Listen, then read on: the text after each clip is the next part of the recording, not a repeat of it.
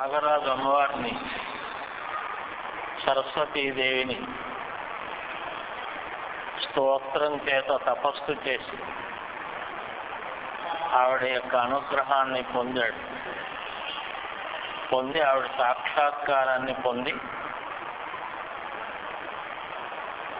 ఆవిడే నీకేం కావాలో అది అడుగు అన్న తర్వాత, అమ్మా నా సోదరుడు కంబలుడికి నాకు సప్తస్వర సంబద్ధమైనటువంటి సంగీత జ్ఞానాన్ని అనుగ్రహించు అని అడిగాడు. అమ్మవారు కరుణించి, అశ్వధర, నేటి నుండి నీకు నా అనుగ్రహం చేత సప్తస్వరాలు, సప్త గ్రామాలు, సప్త గీతాలు, సప్త మూర్ఛనావస్థలు అన్నీ తెలుస్తాయి అని. ప్రయత్నం ఎందుకు అంటే, మదాలస చచ్చిపోయింది, ఆ దేహమునకు కర్మలు పూర్తయిపోయినాయి, అయినా నేను ఏదో నా పురుషకారం చేత నా ప్రయత్నం నేను చేస్తాను అని హిమాలయాలకు వచ్చి రసాతలం నుంచి సరస్వతీదేవి కోసం తపస్సు చేశాడు. అమ్మవారు అనుగ్రహించి ప్రత్యక్షమైంది. ఇప్పుడు ఏం కోరాడు? సప్తస్వర సంబద్ధమైన సంగీతాన్ని కోరాడు. సరే, ఆవిడ అనుగ్రహించి సంగీత వ్యవస్థలో ఉండేటటువంటి సమస్త భేదములు నీకు అనుగ్రహింపబడుతున్నాయి అని సప్తస్వర విధి, సప్త గ్రామ అవస్థలు, అలాగే సప్త గీత వ్యవస్థలు, మూర్ఛనావస్థలు, ఇలాగా సంగీతానికి ఉండేటటువంటి ఆ వ్యవస్థ లక్షణాలన్నీ నీకు తెలుస్తాయి అంది. తానాస్తైకోన పంచాశతు తథా గ్రామం త్రయంచయతు ఏతత్ సర్వం భవాన్ వేత్త కంబళశ్చైవ తే అనఘ జ్ఞాస్యతే మత్ప్రసాదేన భుజగేంద్రవరం తదా చతుర్విధం పరం తాళం త్రిప్రకారలయత్రయం గతిత్రయం తథా తాళం మయా దత్తం చతుర్విధం.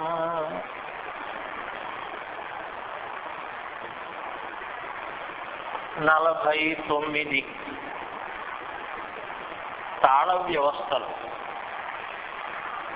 సంగీత శాస్త్రానికి తాళ వ్యవస్థలు 49. ఇందులో ప్రధాన తాళ వ్యవస్థలు 7, వాటి యొక్క విపరిణామావస్థలు మిగతావి 49 తాళ వ్యవస్థలు. అలాగే గ్రామత్రయ వ్యవస్థ, 3 గ్రామావస్థలు. గ్రామం అంటే రాగముల యొక్క సమూహ వ్యవస్థ. అది ఒక రాగంలోంచి ఒక స్వరమును చిన్న మార్పు చేసి ఇంకొక రాగంగా అందులో అనడం. అది అలాగా 3 వ్యవస్థలు చేస్తే అది గ్రామం. అలాంటి 3 గ్రామములు ప్రధానము, అవి 7గా విపరిణామాన్ని పొందుతాయి. అలాగే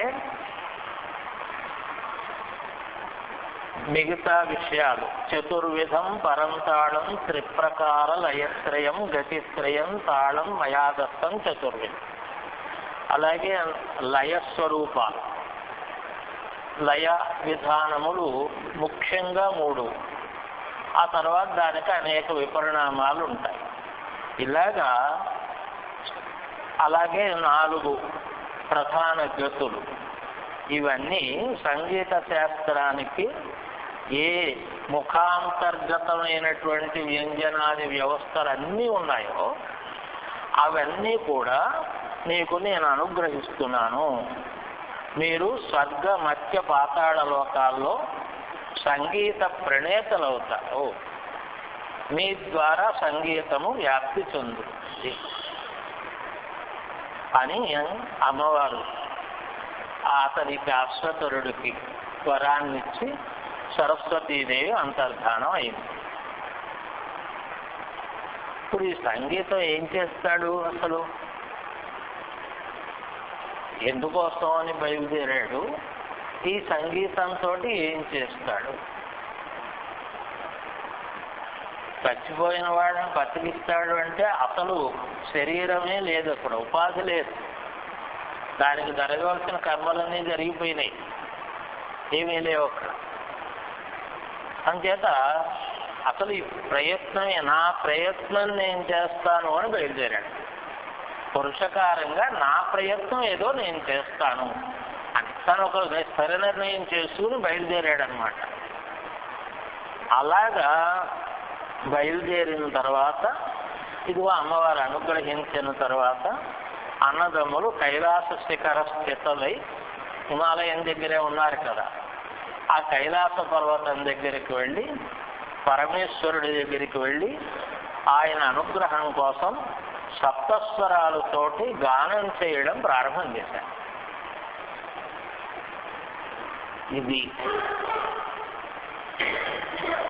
వీళ్ళు నాగులు, నాగ వ్యవస్థ, నాగులు గంధర్వులు సంగీత వ్యవస్థకు ప్రధానమైనటువంటి వాళ్ళు. అసలు ఇందులో గంధర్వులు సంగీత వ్యవస్థకి, గాన వ్యవస్థకి ముఖ్యులైనటువంటి వాడు. ఆ తర్వాత నాగులు ముఖ్యమైన వాడు. నాగులు నృత్యము గానము రెండు లక్షణాలు కలిగినటువంటి వాడు. ఇప్పుడు ఈ నాగులందరూ ఈశ్వర సంబంధీకులు. అంచేత ఇప్పుడు తన ప్రయత్నం పరమేశ్వరుడి వల్ల సాధ్యం కావాలి. పరమేశ్వరుని వల్ల సాధ్యం కావాలి అంటే పరమేశ్వరుని సంగీత స్వరూపంగా పరమాత్మని గురించి తపస్సు చేయాలి. అది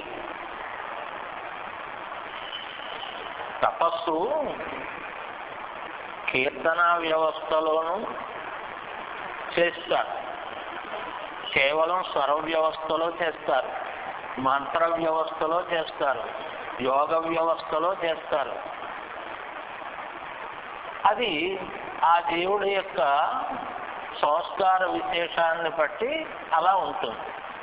త్యాగరాజ స్వామి సంగీతంతో తపస్సు చేశారు, బ్రహ్మైక్యమును పొందారు. అలాగా ఇప్పుడు వీళ్ళు సంగీతముతోటి పరమేశ్వరుని గురించి తపస్సు చేయడానికి ప్రారంభం. ఈ సంగీతం వీళ్ళకి ఇంతకు ముందు కొంత వచ్చు, కానీ అది సరిపోదు. అది సామాన్యులైనటువంటి వాళ్ళ దగ్గర నేర్చుకున్నాడు. ఇప్పుడు పరమేశ్వర అనుగ్రహ రూపంగా సంగీతం రావాలి వాడు.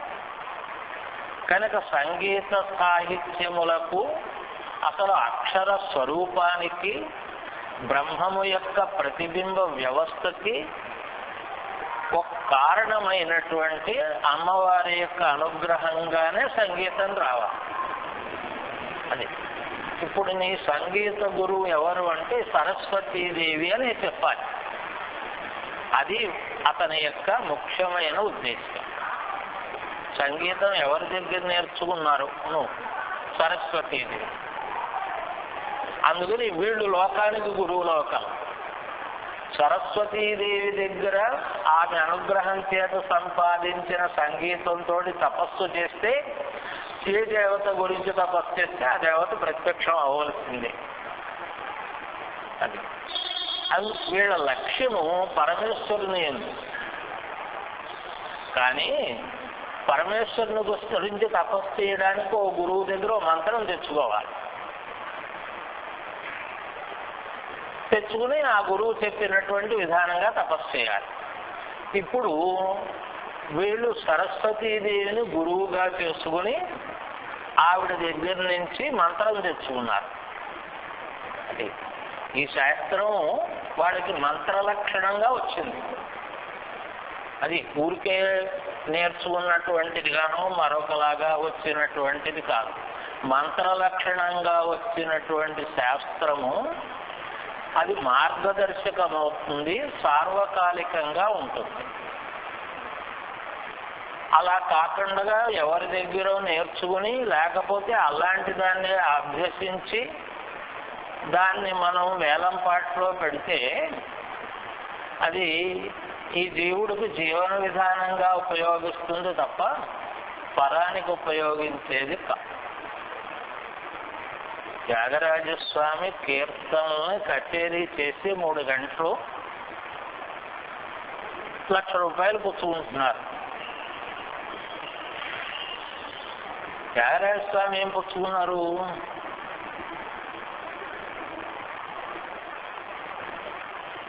అంచేత ఆయనకి రామచంద్రమూర్తి నారద మహర్షి గురువులు.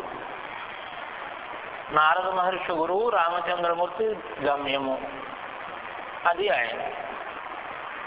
అందుకని ఆయన సంపాదించిన విద్య ఉందే ఈవేళ కూడా లోకమునకు అదే మార్గదర్శకము, అదే జీవనాధారము కూడా. ఇప్పుడు త్యాగరాజ స్వామి ఒకవేళ మనకు కనపడితే మీ కీర్తనలు పాడుకుని 1,00,000 పుచ్చుకుంటున్నారు అన్నా ఫోన్లే బతుకుతున్నారు అంటారు. అంతే తప్ప ఆయనకి మాత్సర్య ఆగ్రహావేశాలు ఏం రావు. అలాగే అందుకని అది అనసూయ వ్యవస్థలో ఉండే మహాపురుషుల యొక్క లక్షణం.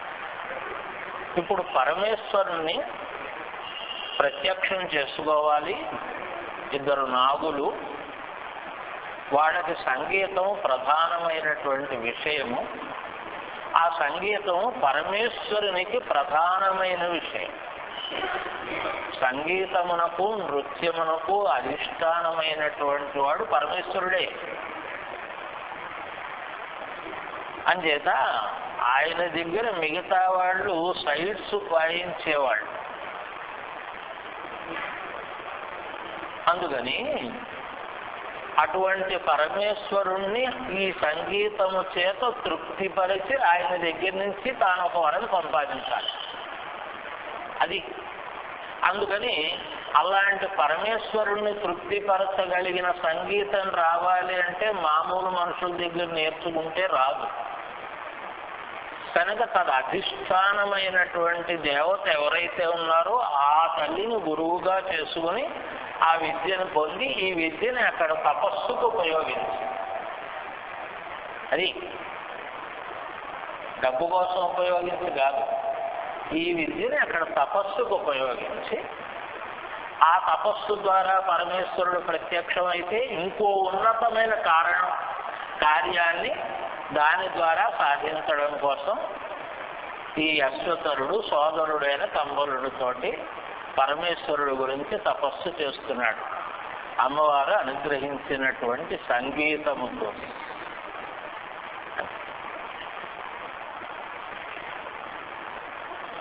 ఇలాగా గానం చేయడం మొదలుపెట్టారు అక్కడ. ఉదయకాలం, మధ్యాహ్నం, సాయంకాలం ఈ 3 సమయాల్లోనూ సోదరులిద్దరూ ఏకాగ్ర చిత్తులై గానం చేస్తున్నారు. యుగళ గానం ఇద్దరు అలా చేస్తూ ఉంటే, అది తపస్సుగా చేస్తూ ఉంటే పరమేశ్వరుడు పరమ సంతోషాన్ని పొంది సాక్షాత్కరించి మీ అభిలాష ఏమిటో చెప్పండి అయ్యా, వరదానం చేస్తాను అని అనుగ్రహిస్తే ఆయన అప్పుడు అశ్వతరుడు పరమేశ్వరుడి ముందు చేతులు జోడించి వరం అడుగుతున్నాడు.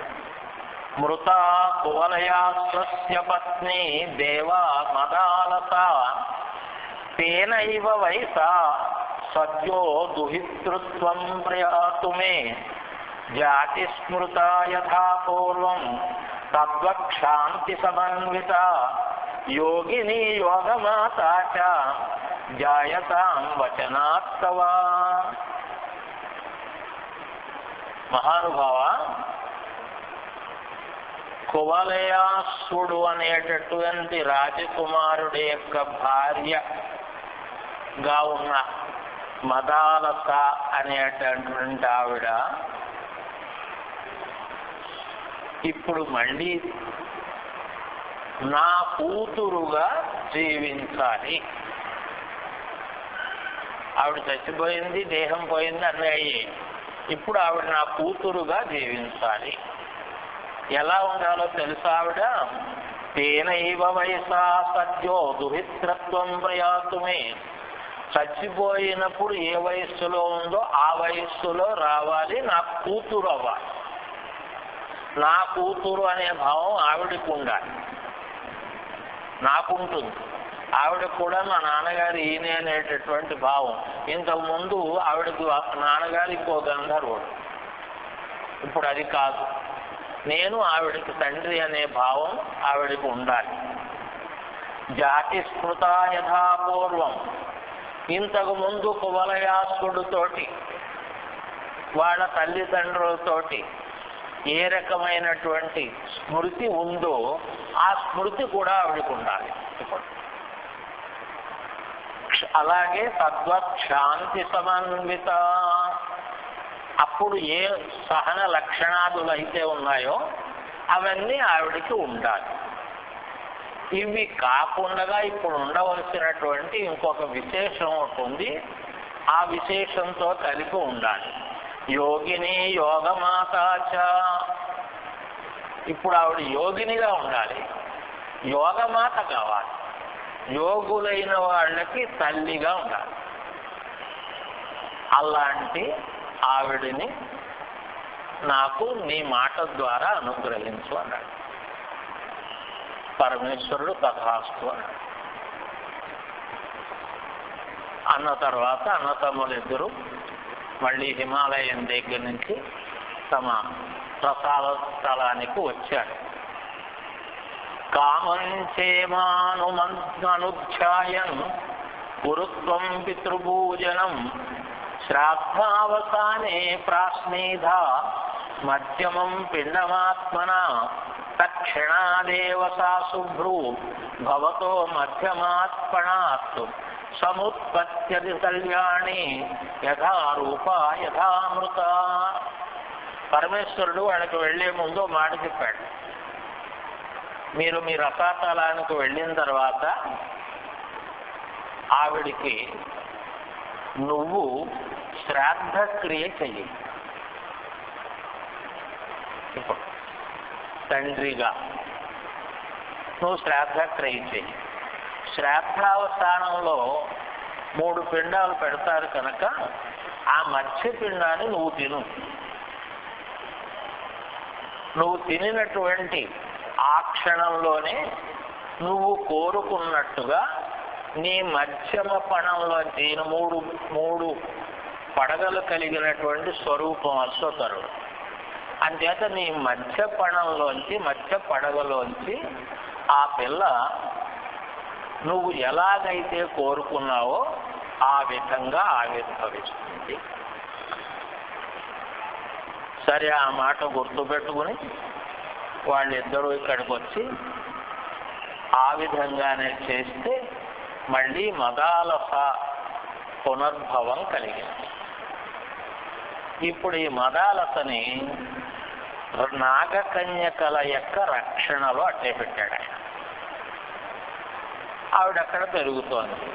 ఆవిడికి తెలిసిన లోకమే ఇంతకు ముందు. అది ఏం చేత అంటే ఆ రాక్షసుడొకడు గంధర్వుడు కూతురుగా ఉన్నప్పుడు ఆ రాక్షసుడొకడు ఈవిడ్ని పెళ్ళాడడం కోసం అపహరించి తీసుకొచ్చి ఇక్కడ పెట్టాడు కదా. అందుకని అశ్వతరుడు తెలుసు, ఆ లోక వ్యవస్థ తెలుసు ఆవిడ. అందుకని అది ఆవిడ మామూలు స్మృతిలోనే అక్కడ సంచరిస్తూ ఉంది. ఇలా ఉండగా నాగ తన కొడుకులు ఇద్దరిని పిలిచి మీరు భూలోకం వెళ్ళండి, వెళ్ళి యథాపూర్వంగా మీరు కువలయాసుడితో ఆటలాడుకునే నెపంతో వెళ్ళేవారు కదా, అలాగే వెళ్ళండి.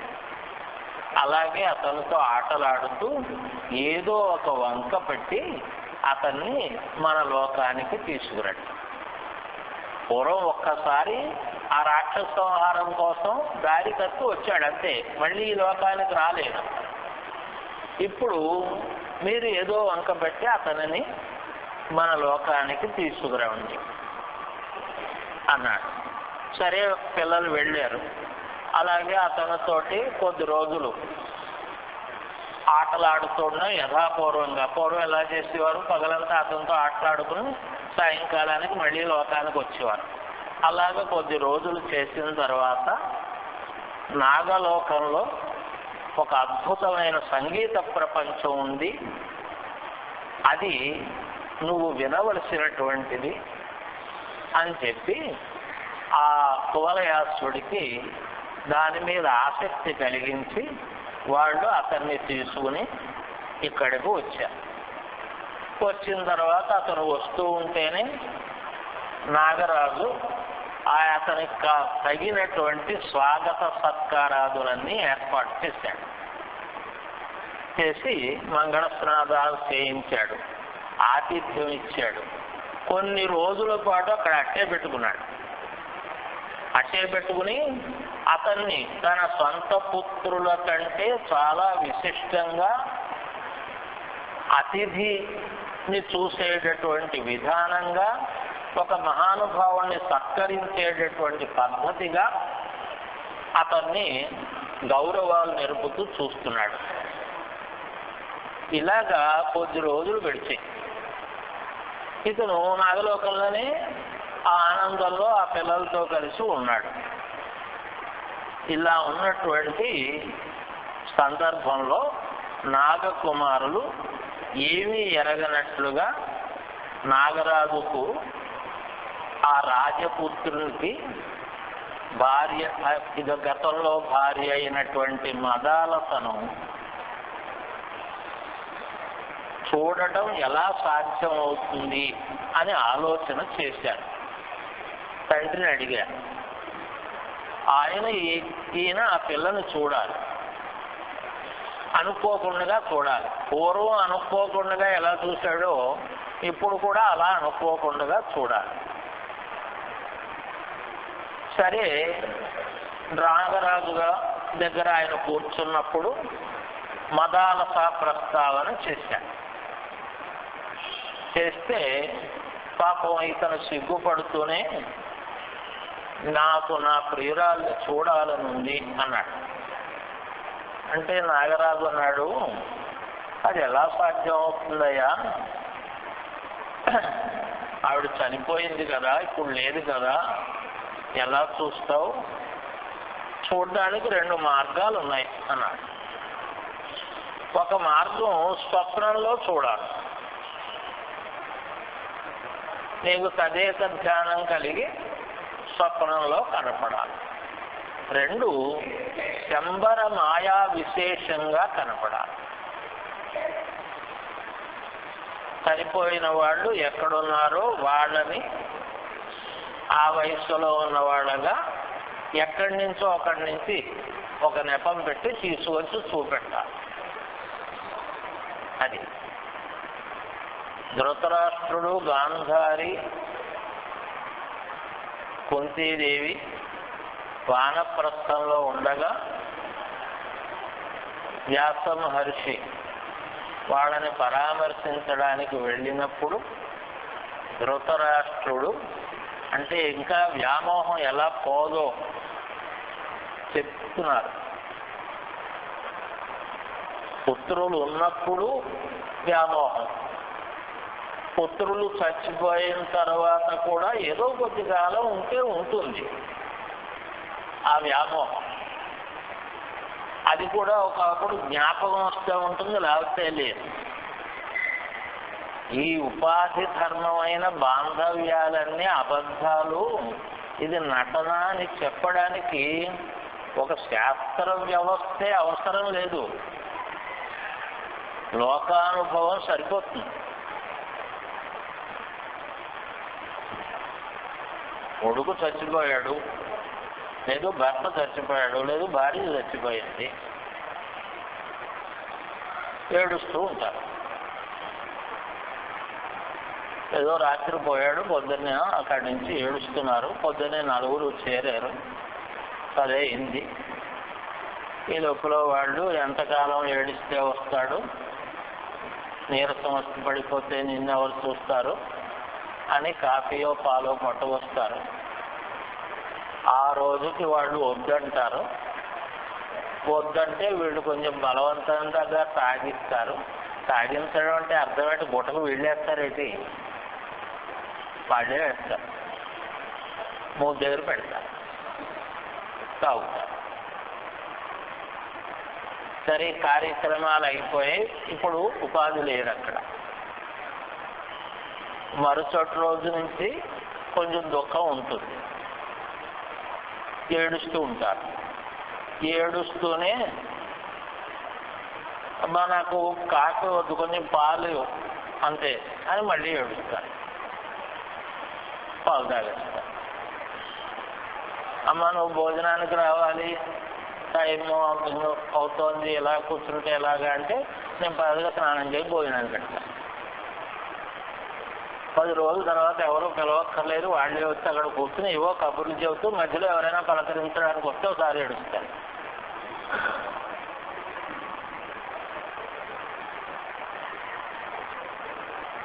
అంతకు ముందు రోజున ఏం చేసింది, నన్ను నీతో పాటు కూడా తీసుకుపోవాలనో నీతో నన్ను కూడా తీసుకుపోవాలనో వాళ్ళు ఏడ్చిన వాళ్ళు. అది తార వాలి కోసం ఎలా ఏడ్చింది, వాలిని చంపిన బాణంతో నన్ను కూడా చంపే, నీకేమో స్త్రీ హత్యా దోషం కూడా రాదు, వాలి నా ఆత్మ అంచేత నువ్వు ఒక్కడినే చంపినట్టు అవుతుంది. ఇప్పుడు స్వర్గంలో వాలిని లేకపోతే సుఖంగా ఉండడు అని చెప్పింది. తర్వాత ఏమైంది, పట్టాభిషేకం అయి 12 రోజులు అయిన తర్వాత సంసారం సుగ్రీవుడితో ప్రారంభం చేసింది.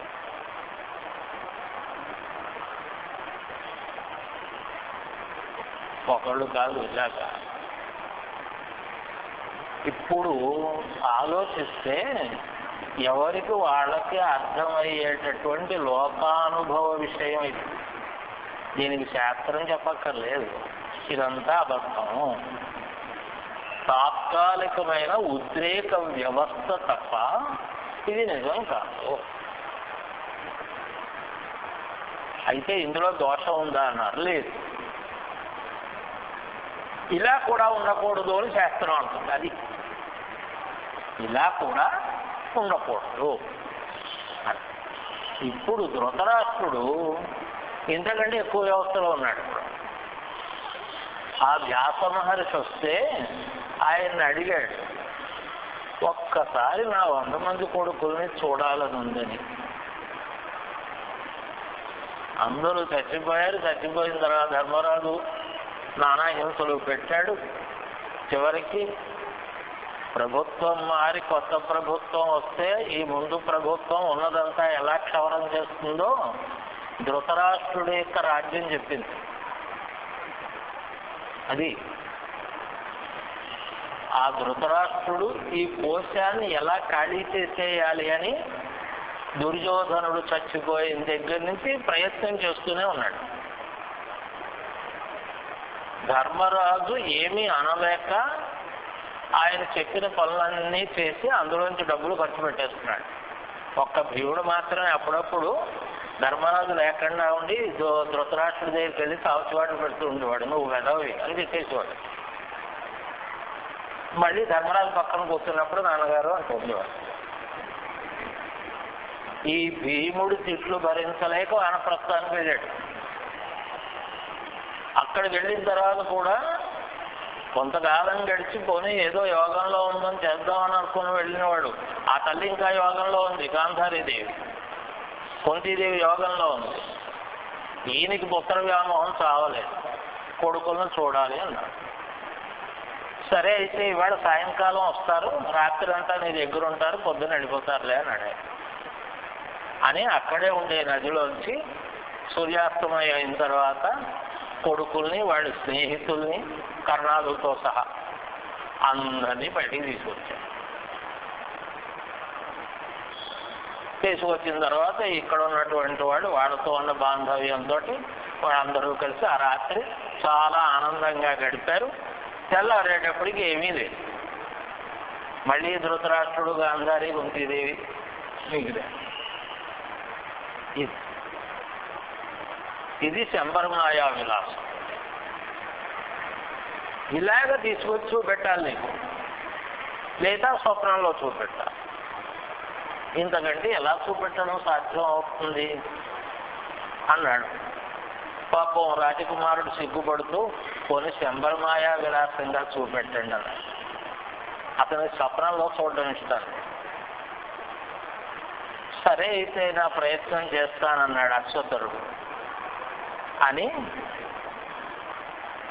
నాగరాజు నాగకన్యకల రక్షణలో ఉన్న మదాలసను నాగకుమారుల చేత ఆ రాత్రి రప్పించాడు.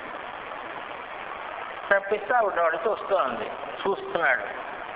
చూస్తూ ఉండగా గమ్మున ప్రియా అని గమ్మున కావగలించుకోవడానికి వెళ్ళబోయాడు. రాజుగారు ఆపాడు. ఇందాక చెప్పానా, ఇది శంబరమాయా విలాసం. ఇక్కడ స్పర్శలు ఉంటే వాళ్ళు అదృశ్యమైపోతారు. ఉన్న అనుభవమే, కూర్చుని మాట్లాడతారు అంతే. స్పృశించిన అనుభవాన్ని పొందాలి, స్పృశించకూడదు ఆ దేహాలు. అందుకని వాళ్ళు మాయమైపోతారు. అంచేత నువ్వు వెళ్ళి ఆ పిల్లని కౌగిలించుకుని అలాగ చేయకూడదు. అంచేత నువ్వు అలాగ చూస్తూ ఉండు అన్నాడు. పాపం ఏం చేస్తాడు, పోనీ ఆ మాత్రమేనా లభించిందని ఆవిడని అలా చూస్తూ ఉన్నాడు. సరే, ఆ స్థితుల్లో ఆయన మాట్లాడుతున్నాడు. ఇంతకు ముందు నీకు చెప్పాను అని చెప్పి అతనితో మాట్లాడుతూ ఉంటే ఆవిడ వియోగం మళ్ళీ పునః జ్ఞాపకం రావడం చేత ఆ దుఃఖాన్ని తట్టుకోలేక కువలయాసుడు మూర్ఛపోయాడు. సరే, ఉపచారాలు జరిపి అతన్ని మేల్కొలిపారు. అప్పుడు మదాలసను చూపెట్టి అశ్వతరుడు కువలయాసుడికి చెప్పాడు, చచ్చిపోయిన మదాలస మళ్ళీ ఎలా పునర్జీవనం పొందిందో ఈవిడ నీ పూర్వపు మదాలసే తప్ప శంబరమాయా విలాసంగా వచ్చిన మదాలస కాదయ్యా. అందుకని నువ్వు మళ్ళీ నీ భార్యగా ఆవిడ్ని గ్రహించి నువ్వు తీసుకువెళ్ళచ్చు అంటే అప్పుడు కువలయాసుడు ఆనందాన్ని పొంది మదాలస పాణిగ్రహణం చేసి ఆవిడ్ని మళ్ళీ ఆ కువలయం అనే అశ్వం మీద కూర్చోబెట్టుకుని ఆ రసాతలం నుంచి భూలోకంలో తన రాజ్యానికి వచ్చాడు.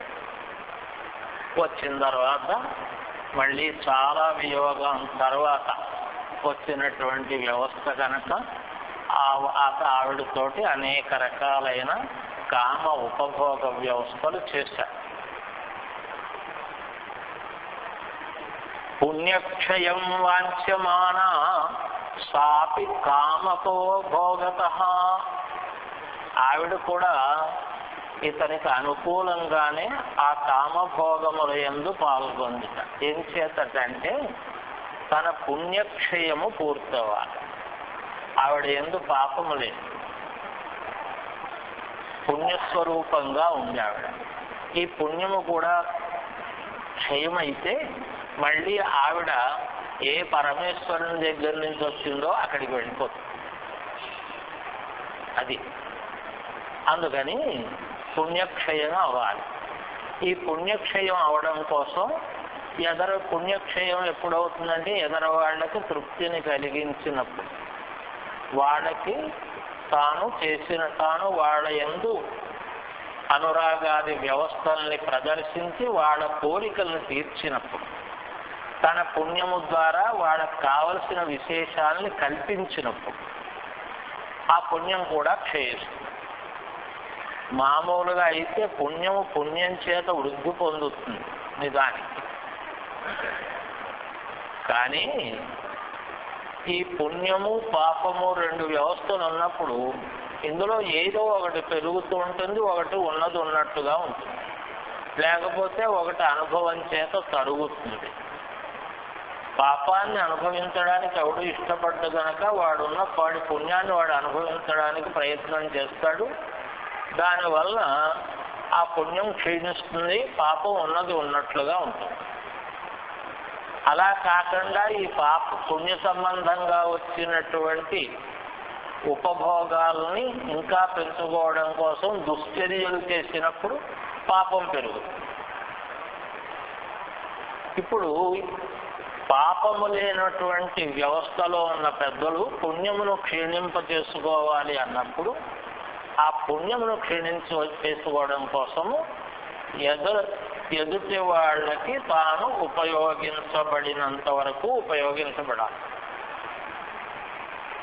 అందుకని సర్వ విధాల మదాలస కువలయాస్సుని యొక్క కామోపభోగములను తీర్చింది అన్నారు.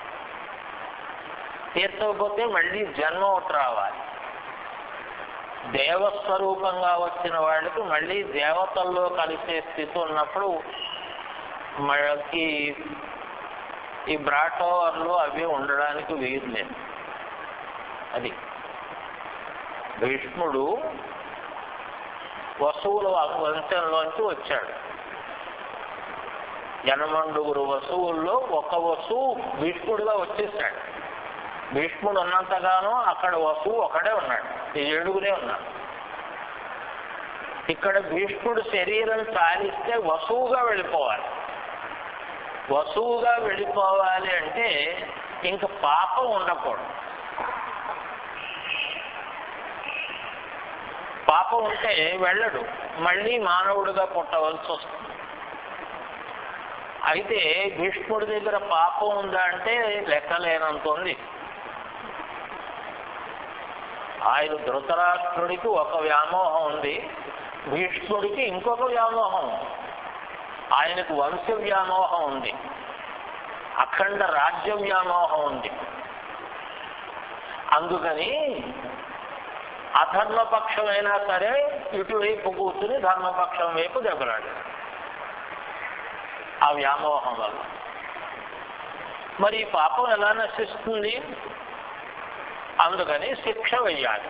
శిక్ష వేసి ఇక్కడే నశించేటట్టు చేయాలి. ఆ నశించేటట్టు చేసినటువంటి స్థితి అంపశయ్య. అంతకంటే వేరే ఏం అక్కర్లేదు. దానితోటి ఆ పాపము నశించింది. నశించిన సమయానికి భగవంతుడు వస్తాడు. చిత్రం అది. భగవంతుడు ఏదో రక్షణ చేశాడు అనుకుంటాం. ఒకటిది మనం చూస్తూ ఉంటాంగా, పురాణాల్లో చదువుతూ ఉంటాం. దేవతలు వచ్చి ప్రార్థిస్తారు, వాడికి ఇంకా పాపం చేయవలసింది ఇంకా ఉంది, అంచేత వాడి పాపం పూర్తయ్యేటప్పటికి నేను వస్తానంటాడు. అది పోనీ ఇప్పుడు వెళ్ళొచ్చు కదా, వెళ్ళు. అంచేత వాడి పాపం పూర్తి, ఆ పాపమే వాడిని చంపుతుంది. చంపడానికి ఒక నిమిత్తం ఉండాలి.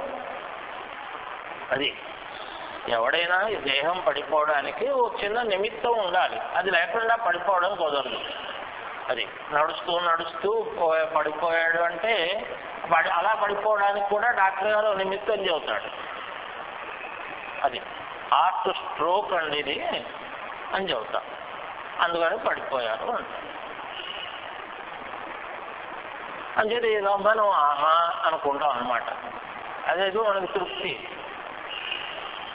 లేకపోతే డాక్టర్ గారు ఎలా చచ్చిపోయాడో అర్థం అవట్లేదండి అంటే మనకి ఇంకా అదోలాగా అనిపిస్తుంది అనమాట.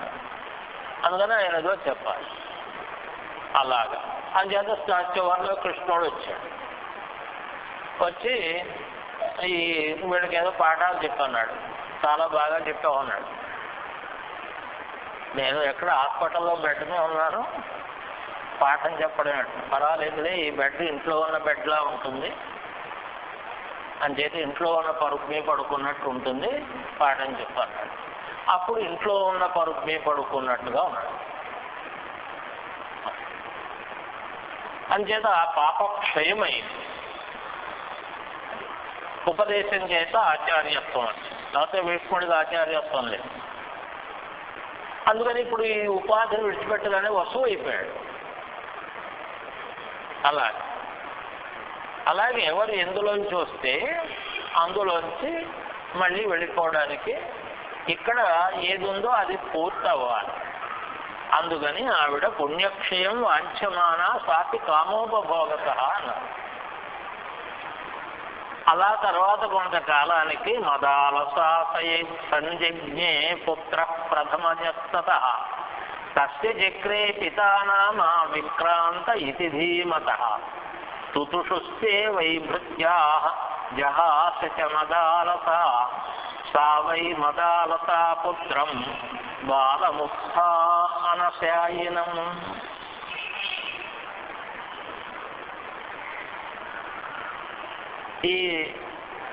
ఇలా కొంతకాలం అయిన తర్వాత కువలయాసు మదాలసులకి ఓ కొడుకు పుట్టాడు.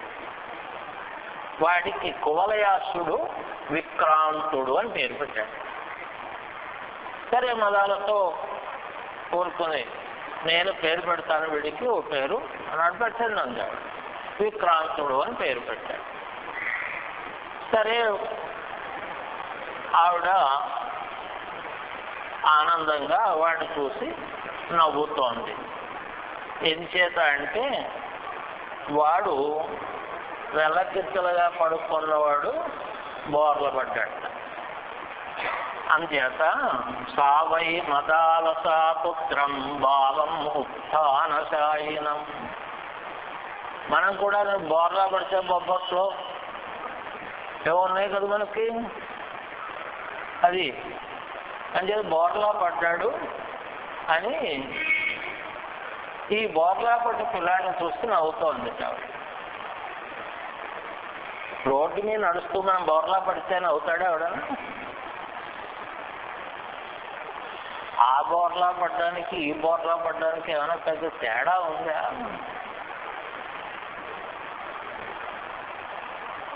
బోర్లా పడకుండా లేవలేడా? కష్టం. అంచేత ఉపాధి ధర్మం చూసి ఆవిడ నవ్వింది. ఎంచేత నవ్వింది? అశ్వతుడు అడిగాడు, పూర్వపు మదాలసకు లేని ఒక లక్షణం ఈ మదాలస ఉండాలి, అది యోగిని, యోగమాత.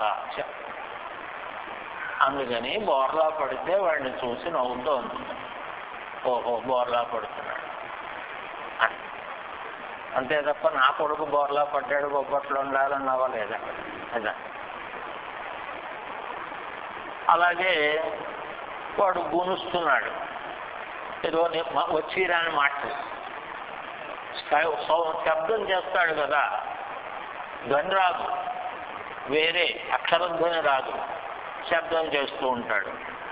అలా చిన్న చిన్నగా ఏడుస్తున్నాడు. ఆవిడ తల్లి కనుక వాడిని ఎత్తుకుని నింపాదిగా ఎందుకురా ఏడుస్తున్నావు అంది. వాడిని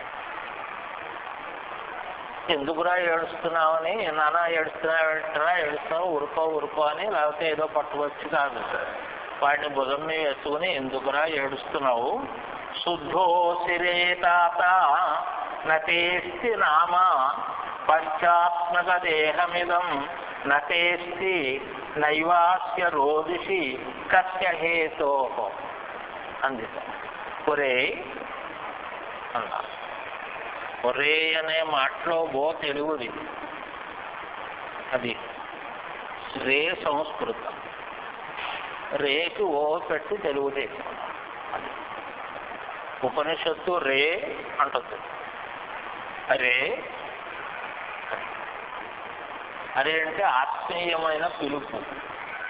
శిష్యుడికి తత్వబోధ చేస్తున్న సందర్భంలో ఎప్పుడైనా ఏదైనా విషయం అంటూ వాడికి సంశయంతో ఉన్నాడు అని తెలిస్తే గురువు కనిపెట్టినప్పుడు అరే అని సంబోధన చేస్తే ఏమవుతాడు, వాడు తన ఎందుకు ఆకర్షింపబడతాడు. వీడు పక్క దృష్టి పెట్టాడు అని అనిపించినా, సంశయంతో ఉన్నాడు అనిపించినా అరే అంటుంది.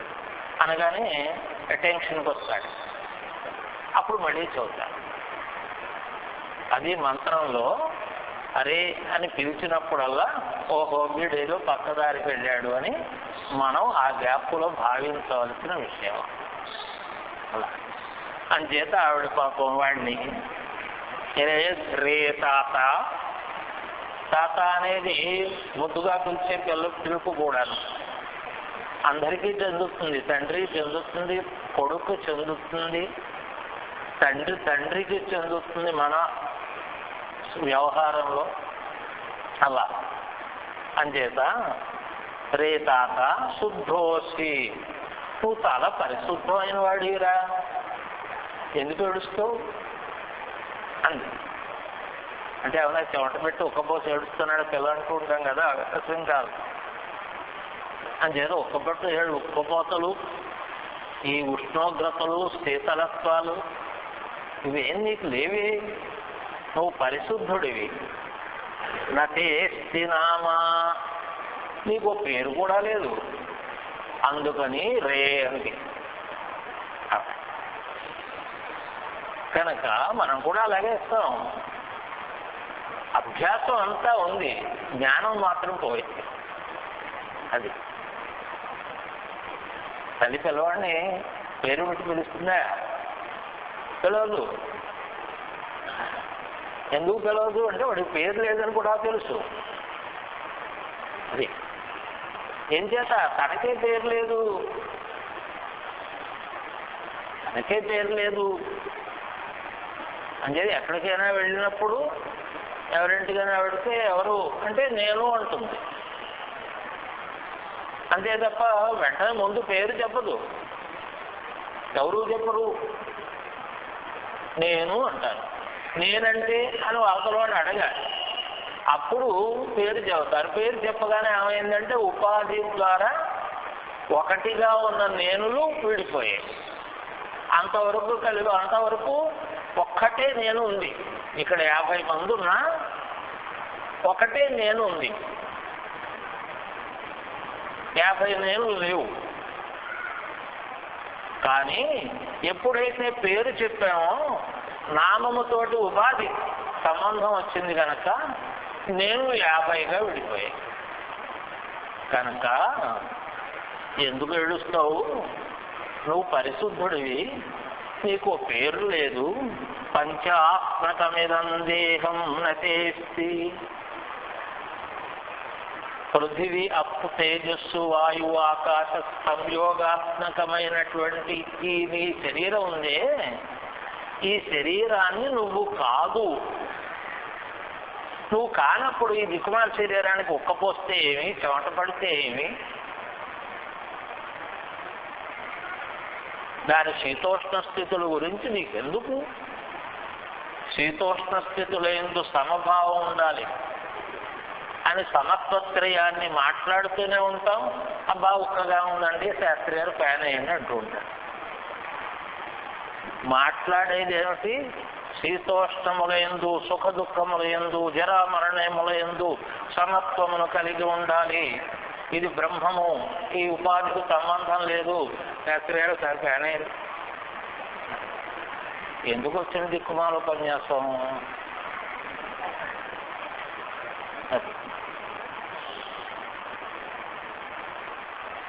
ఈ శుద్ధి లేని మనస్సు ద్వారా చెప్పబడిన వాక్కు ఉందే, ఏమి ఎక్కుతుంది వినేవాడికి? ఎక్కదు. వాడి మనస్సు దీన్ని గ్రహించదు, ఒప్పుకోదు దీన్ని. కనుక ఈ పంచాత్మకమైన దేహం ఉందే, అది నువ్వు కాదురా. కానప్పుడు దేనికోసం ఏడుస్తావు? నైవాస్య రోదిషి కస్యహేతో, ఈ రోదనము నీ లక్షణం కాదు. ఈ రోదనానికి హేతువు ఏమీ లేదు. జీవుడికి రోధించవలసిన హేతువే లేదు. మరి ఏముంటుంది? రోదనానికి కారణం తెలిస్తే చాలు, అంతే. అందుకని ఎందుకు ఏడుస్తావు అని పొద్దున్నే పడుకోబెట్టి ఊరుకోబెడతావు. తల్లి ఇదే ఇంకోటి పెట్టి ఏటమ్మా మాట్లాడి పిల్లాడితోటి సరిగ్గా మాట్లాడలేవు అని చెప్తారు కూడా. అలాగ ఊరుకోబెడుతోంది. కనుక ఎవడు తల్లి తండ్రి భార్య బంధుగణం ఇవేమీ సత్యాలు కావు అని తెలియక చదువుకుని కూడా వృద్ధివాడిగా ఉంటాడు. ఎంచేత చదువు ఆత్మశుద్ధి వరకు వెళ్ళదు. ఎక్కడుంటుంది? దిఫాగ్రమందు. అందుకని వాడు గుడ్డివాడితోటే లెక్క. అలా గుడ్డివాడు అవుతాడు, అలాగ మోహచిత్తుడు అవుతాడు. అటువంటి వాడికి దుఃఖం సుఖంలా ఉంటుంది. దుఃఖ కారణాలన్నీ సుఖం అని భ్రాంతి పడతాడు. నిజానికి సుఖ కారణాలు దుఃఖం అనుకుని ఏడుస్తాడు. హాసోస్తి సందర్శనమక్షయుగ్మం అత్యుజ్వలం యత్కల్మషం వసాయ కుచాదిపీనం పిసితం ఘనం తతు స్థానం దతే కిం నరకో నయోషితు యానం క్షితౌ యానగతస్య దేహో దేహేపి చాన్యః పురుషో నివిష్టః త్యజ ధర్మమధర్మం చ ఉభే సత్యానృతే త్యజ ఉభే సత్యానృతే త్యక్త్వా ఏన సత్యజసి తత్యజ. ఇలాగ ఆవిడ రోజు చెబుతోంది వాడికి. వాడు ఎదుగుతున్నాడు, బాగా పట్టాడు, నిల్చున్నాడు, నడుస్తున్నాడు, ఉపనయనం అయింది. అయినప్పుడు అలా కూడా వాడితో కబుర్లు చెప్పేటప్పుడు ఆవిడ ఎక్కడికి వెళ్ళేవరా, ఏమిట్రా, మీ ఫ్రెండ్స్ ఇంటికి వెళ్ళావా, లేకపోతే ఇలాగ ఇవే మాట్లాడుతూ ఉండేది వాళ్ళతోటి. ఆసోస్తి సందర్శనమక్షయుగ్మం అత్యుజ్వలం యత్కల్మషం వసాయ కుచాదిపీనం పిసితం ఘనం తతు స్థానం రతే కిం నరకో నయోషితు. జడుడు చెబుతున్నాడు కదా, మరి చెప్పవలసిన వాడు చెప్తున్నాడు తండ్రితోటి. నాన్నగారు, ఆవిడ వాళ్ళ అమ్మ ఆ పిల్లాడితోటి ఏం మాట్లాడుతోందో తెలుసా? ఇగో ఇలా మాట్లాడుతోంది రోజు అన్నాడు. ఏం చెబుతున్నాడు? ప్రాజ్ఞుడైనటువంటి వాడు ఆ తర్వాత గృహస్థాశ్రమ శ్రీకారాన్ని చేస్తాడు, కానీ అది మంచిది కాదురా అని. ఎందుచేత అంటే ఏదైతే సుఖములు అని నువ్వు అనుకుంటున్నావో అవన్నీ దుఃఖాలు. ఆ దుఃఖములను చూసి సుఖములని భ్రాంతి పొందుతున్నావు. అందుచేత ఈ సందర్శన రూపంగా ఉండే ఈ కళ్ళు ఉన్నాయి ఇవి, అలాగే ఈ శరీరము కల్మష స్వరూపమైనటువంటి ఈ చర్మాలతో కూడినటువంటి శరీరము, అలాగే భూగతమైనటువంటి ఈ శరీరం యొక్క నడకలు, ఇవన్నీ స్థానాలు, అలాగే భార్యని సంపాదించుకుని ఆ పిల్లతోటి నువ్వు చేసేటటువంటి కాలక్షేపాలు, వీటన్నిటినీ కొంచెం జాగ్రత్తగా ఆలోచిస్తే ఇదంతా ఒక పెద్ద మాంసపు ముద్దని భగవంతుడు ఎగుడు దిగుళ్ళుగా తయారు చేశాడు. అంతకంటే ఇందులో వేరే వ్యవస్థ ఏమీ లేదు, అంతా మాంసం ముద్దే. ఒక చోట ఒకవైపు ఎత్తు పెట్టాడు, ఇంకో చోట ఇంకో వైపు ఎత్తు పెట్టాడు.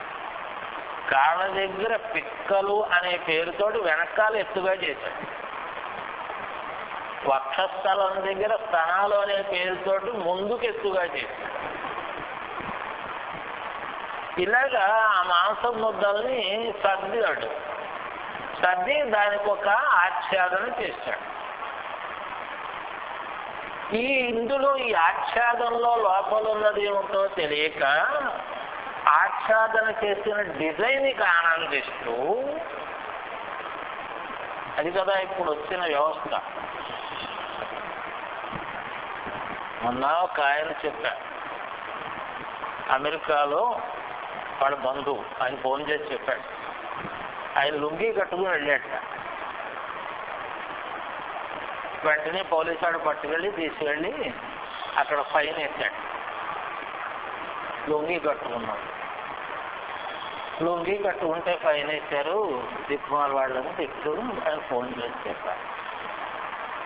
నాకు ఆశ్చర్యంగా, లుంగీ కట్టుకుంటే ఫైన్ ఎందుకని.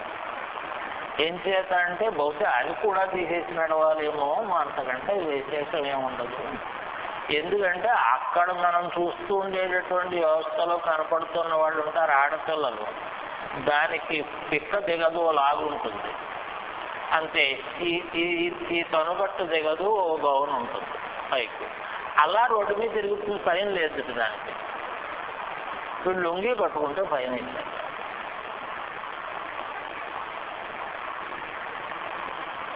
అందుకని ఇది చూసి ఈ మాంస వ్యవస్థనంతా తలోప్రకంగానూ భావన చేస్తున్నాడయా. ఈ చక్షురాది వ్యవస్థ వలన,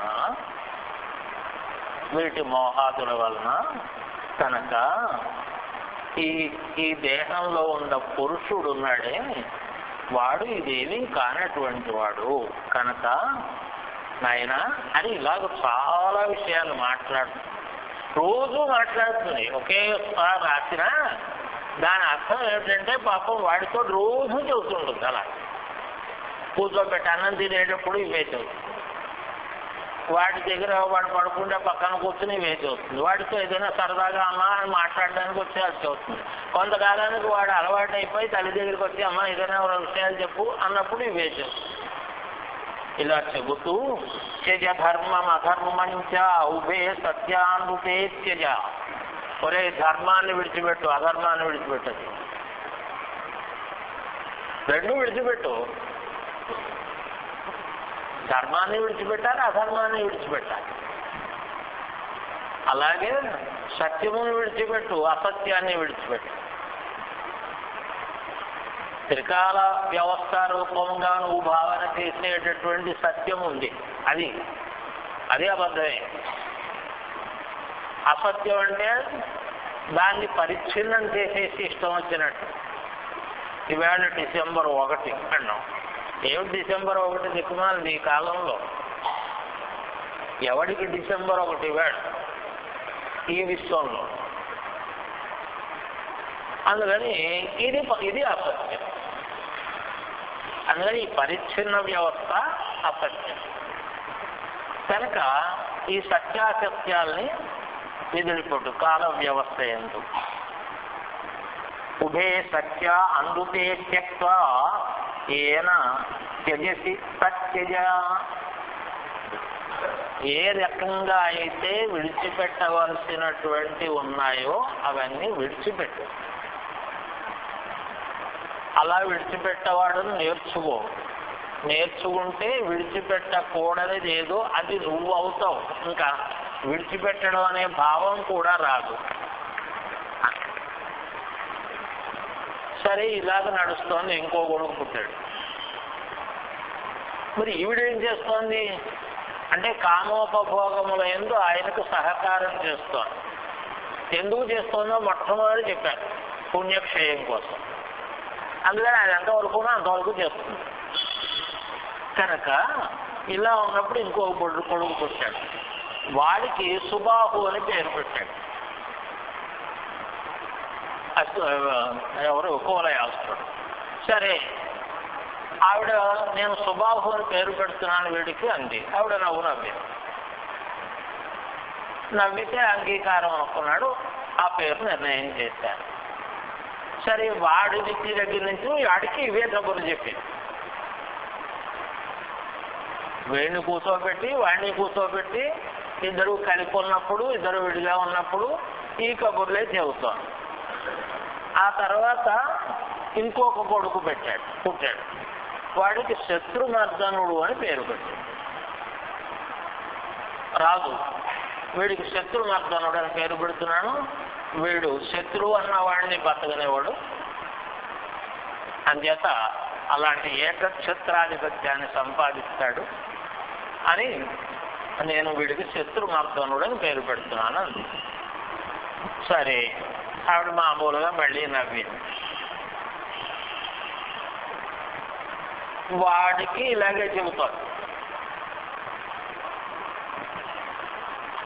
ఈ పిల్లలందరూ ఒక్కొక్కళ్ళు ఎదుగుతున్నారు, ఉపనయన వయస్కులు అయిపోతున్నారు. తల్లి గుణపాఠాలు ఇలాగే చెప్తున్నాడు. ఆయన ఏం చెప్పట్లేదు. ఆయన రాజ్యం వ్యవస్థలు తిరుగుళ్ళో గుర్రం ఉంటుంది కదా, అంచేత అందుకని ఓ బండి కొట్టే ఇంట్లో ఉన్నాడు మనిషి.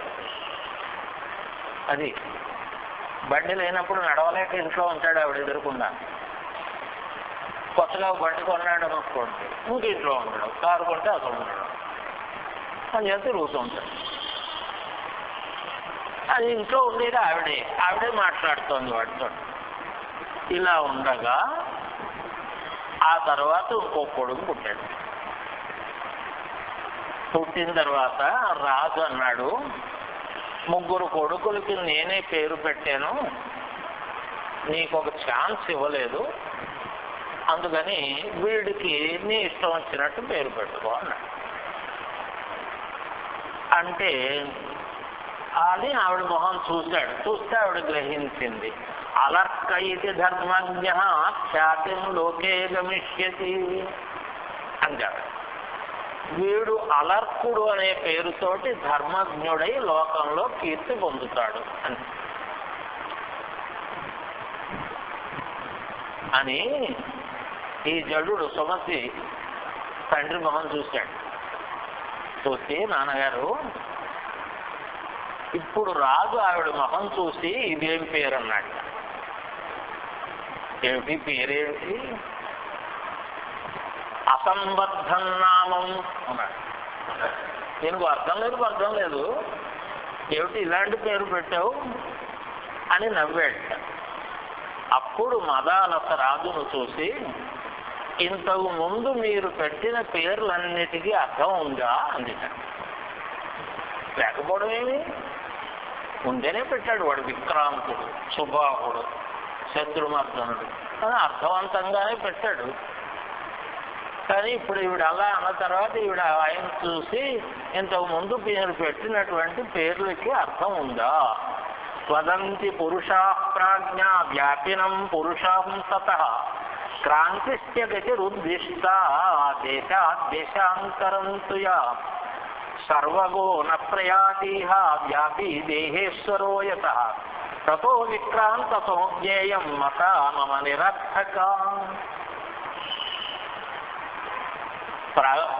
ప్రాజ్ఞులైనటువంటి మహానుభావులు ఈ శరీరాంతర్గతమైనటువంటి జీవుడు ఉన్నాడే, వీడికి సర్వవ్యాపకుడై ఉంటాడు ఈ జీవుడు అని చెబుతున్నారు. అలాంటి జీవుడికి మళ్ళీ విక్రాంతి ఒకటి ఉంటుంది. అసలు ఎక్కడైనా సర్వవ్యాపి అయినటువంటి జీవుడు మళ్ళీ స్పీడ్గా పరిగెత్తడం, నెమ్మదిగా నడవడం ఇలాంటివి ఉంటాయా? నువ్వు పెట్టిన పేరుకి అర్థం ఏం వచ్చిందని నువ్వు నీ అజ్ఞానం చేత ఆ పేరుకి ఏదో అర్థం ఉందనుకున్నావు. అది ఆ పేరుకి అర్థం నువ్వు ఉపాధికి పెట్టావు. పెట్టి నేను వీడికి పెట్టాను అంటావు మళ్ళీ. అది అలాగే శుభాహురితియా సంజ్ఞ కృతాన్యస్య సుతస్యతే నిరర్ధాసాపి అమూర్తస్య మహీపతే. సుబాహు అని పేరు పెట్టావు రెండోవాడు. అసలు వాడికి మూర్తి ఆకారమే లేదు అన్నప్పుడు వాడికి చేతులు ఉంటాయి. ఆ చేతులు మంచి దిట్టంగా ఉన్నాయి, చాలా బాగుంది. అది ఆకారమే లేదు, ఉపాధి లేదు వాడికి అని అందరూ అంటుంటే వాడికి ఉపాధి కల్పన, అందులో మిగతా ఉపాధి అంతట్లోనూ బాహువులకు విశిష్టత కల్పన చేసి దిక్కుమాల పేరు నువ్వు పెట్టలేదా? నీ పేరు సత్యమైందా? పుత్రం యకృతన్నామ తృతీయే అస్య హరిమర్దన మన్యే తస్యాప్యసంబద్ధం శృణువాప్యత్ర కారణం ఏక ఏవ శరీరేషు సర్వేషు పురుషో యదా తదాప్య రాజా నశత్రు కో వా మిత్రమిహ్యతే భూతై భూతాని మధ్యంతే అమూర్తో మధ్యతే కథం. సరే, మూడో వాడికి నువ్వేమో శత్రుమర్దనుడు అని పేరు పెట్టావు, చాలా బాగుంది, నువ్వేదో పెట్టావు సరేలే అని నేను ఊరుకున్నాను. వాళ్ళు అడిగావు కనుక చెబుతున్నాను. ఒక్కటే శరీరం, ఆ ఉపాధి, అది ఆ ఉపాధి అంతర్గతమైనటువంటి జీవుడు ఉపాధి నుండి బయటికి వచ్చేస్తే ఈ జీవులందరూ ఒక్కడే జీవుడుగా అవుతారు. అంచేత ఒకటే జీవుడు, జీవనానాత్వ వ్యవస్థ లేదు. జీవులు ఎన్ని ఉపాధులు అన్ని జీవులు అని వేదాంతాన్ని అహాలు నేర్చుకుంటున్న రోజుల్లో అన్నమాట. అది జ్ఞానం వచ్చి అన్నటువంటి మాట కాదు. అంచేత ఏం చేత అంటే ఇన్ని జీవుళ్ళు మళ్ళీ ఉండాలి. అది పైగా ఎలాంటి జీవుడికి అలాంటి ప్రమాణాలు ఒకటి ఉన్నాయి. వాళ్ళు ఇంతమంది జీవులు అంటే ఏనుగులో ఉన్న జీవుడు ఏనుగంత ఉంటాడు, చీమలో ఉన్న జీవుడు చీమంత ఉంటాడు అన్నది. మళ్ళీ ఈ అజ్ఞానం అంతా కూడా వాళ్ళు నేర్చుకుంటూ ఉన్నప్పుడు వచ్చింది తప్ప ఇది కాదు. కనుక పురుషుడు ఒక్కడే. అలాంటి ఒక్కటే పురుషుడైనటువంటి స్థితుల్లో వాడికి శత్రువు ఎక్కడి నుంచి వస్తాడు, మిత్రుడు ఎక్కడి నుంచి వస్తాడు? ఈ సర్వసృష్టిలో జీవ వ్యవస్థ ఒకటే. మరి ఈ జీవుడికి ఒకడైన వాడికి నాకు నేనే శత్రువు, నాకు నేనే మిత్రుణ్ణి అని ఎలా అనుకుంటావు? భూతై భూతాని మధ్యంతే అమూర్తే మధ్యతే కథం. ఉపాధి ఉన్న వాళ్ళతోటి ఉపాధి ఉన్నవాళ్ళు దెబ్బలాడుకుంటారు. ఉపాధి లేనప్పుడు ఎవరితో దెబ్బలాడతాడు?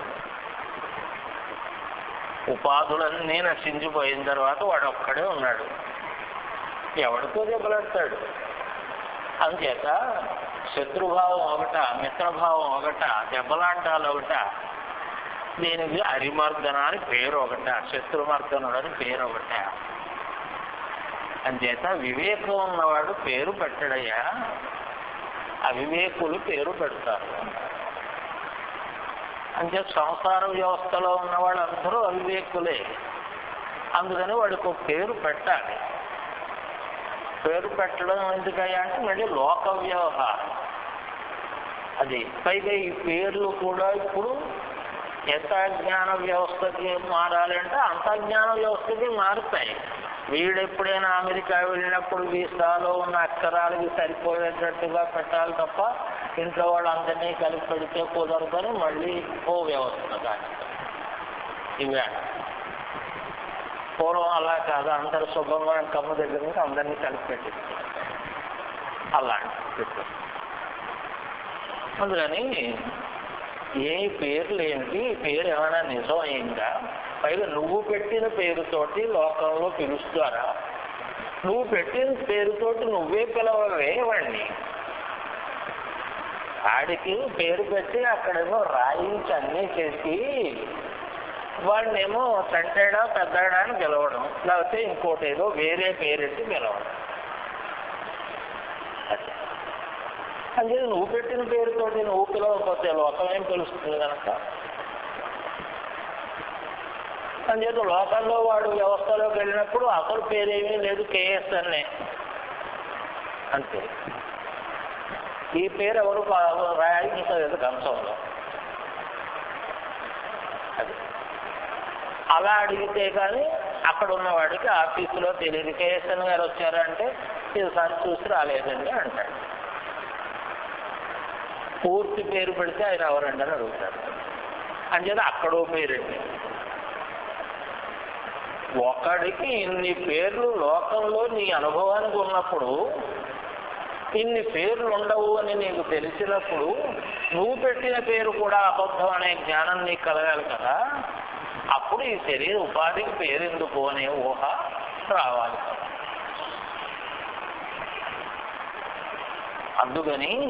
అందుకని భగవంతుడికి 1000 పేరు.